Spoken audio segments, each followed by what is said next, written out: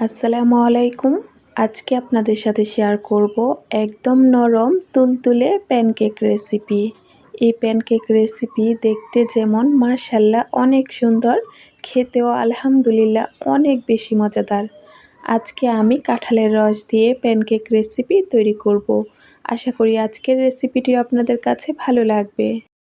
Pancake রেসিপিটি তৈরি করার জন্য ব্লেন্ডারের জগে আমি 1 কাপ পরিমাণ চিনি দিয়েছি, 3টি ডিম দিয়েছি, হাফ কাপ পরিমাণ রান্নার তেল দিয়েছি। তারপর 3টি উপকরণ ব্লেন্ডারে আমি ব্লেন্ড করে নিয়েছি। আপনারা চাইলে এটা কাঁটা চামচ অথবা হ্যান্ড উইচ দিয়েও বিট করে নিতে পারেন। এখানে আমি 1 কাপ পরিমাণ কাঁঠালের রস দিয়েছি। এই কাঁঠালের রস আমি ব্লেন্ডারে ব্লেন্ড করে নিয়েছি।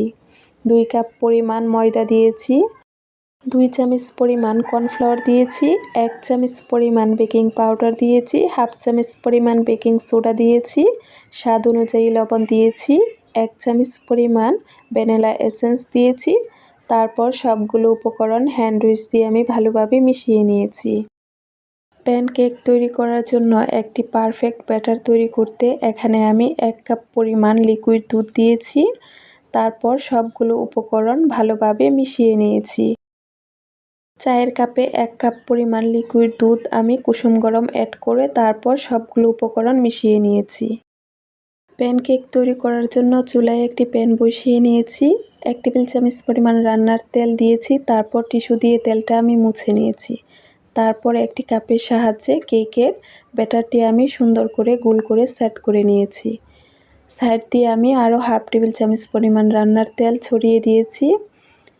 ঢাকনা লাগিয়ে আমি 2 মিনিট সময় অপেক্ষা করেছি। 2 মিনিট পর কেকটি আমি উল্টিয়ে নিয়েছি। আপনারা হয়তো দেখতেই পাচ্ছেন আমার কেকটি কতটা সুন্দর এবং সফট হয়েছে। কেক তৈরির সময় চুলার আগুন একদম লো থাকবে। লো হিটে আপনারা কেকগুলো তৈরি করে নেবেন। কেকগুলো পরিবেশনের সময় আপনারা চাইলে এখানে কিছুটা পরিমাণ মধু দিয়ে তারপর কেকগুলো পরিবেশন করে নিতে পারেন। আশা করি আজকের কেক রেসিপিটি আপনাদের কাছে অনেক বেশি ভালো লাগবে।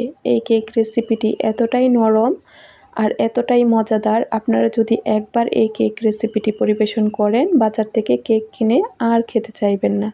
আশা করি আজকের কেক রেসিপিটি আপনাদের কাছে ভালো লেগেছে। সবাই ভালো থাকবেন, সুস্থ থাকবেন। আল্লাহ হাফেজ। আসসালামু আলাইকুম।